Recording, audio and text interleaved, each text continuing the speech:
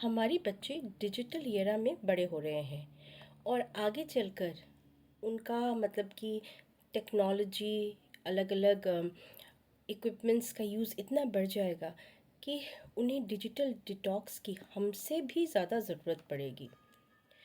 तो digitally detox खुद को डिटॉक्सिफाई करने के लिए ये जो आदत है, ये जो समझ है, बचपन से ही उनको ये आदत डलवानी होगी। एक्चुअली इस डिजिटल एरा का जो सबसे ज़्यादा हार्मफुल इफ़ेक्ट है वो है नींद की कमी, और उसकी वजह से अलग अलग health issues including depression, lack of focus, anxiety. और नींद का पूरा होना हमारी सेहत के लिए कितना ज़रूरी है, इसका हम मतलब कि जितना कहें इस बारे में उतना कम है।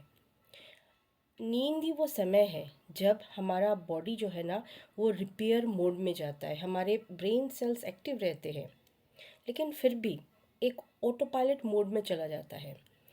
तो रात के समय हमारी नींद अच्छी से हो, इसलिए उस समय जो गैजेट्स है, उनकी जो ब्लू लाइट्स है, उनसे हमें दूर रखना ज़रूरी है, अपने आप को भी और बच्चों को भी।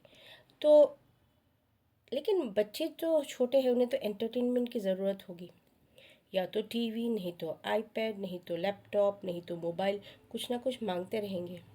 लेकिन अगर हमें उन्हें इन सब से दूर रखना है तो हमें उनके अंदर कुछ आदतें डेवलप करनी होंगी। उसमें सबसे ज़्यादा जो इफ़ेक्टिव आदत है वो है बेड टाइम स्टोरीज़ पढ़ने का। अगर जैसे देखिए, एक छोटे बच्चों के लिए ये है 365 बेड टाइम स्टोरीज़। इसमें फेयरी टेल्स है और फेयरी टेल्स के माध्यम से कई तरह के मॉरल लेसन्स दिए गए हैं। क्या होता है ना बेड टाइम स्टोरीज़ पढ़ने से, एक बच्चों का इमेजिनेशन पावर बढ़ेगा, उनका एक तरह के स्टोरी में कंसंट्रेशन बना रहेगा, वोकेबलरी इंक्रीज़ होगी, और उनका जो है ना एक फोकस एक दिशा में रहेगा, और धीरे धीरे उन्हें अच्छी नींद आएगी। और फ्यूचर में भी उन्हें समझ में आएगा कि जब कोई इंसान किताबें पढ़ता है उसके ब्रेन सेल्स का प्रॉपर वे में एक्सरसाइज होता है।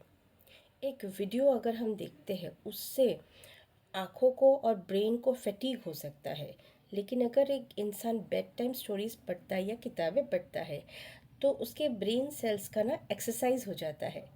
हाँ, आँखों पे थोड़ा बहुत प्रेशर पड़ सकता है, लेकिन वो भी अच्छा ही प्रेशर है। अगर हम उसके प्रॉज एंड कॉन्स को देखें तो देखेंगे कि प्रॉज ज़्यादा है, कॉन्स एकदम कम है।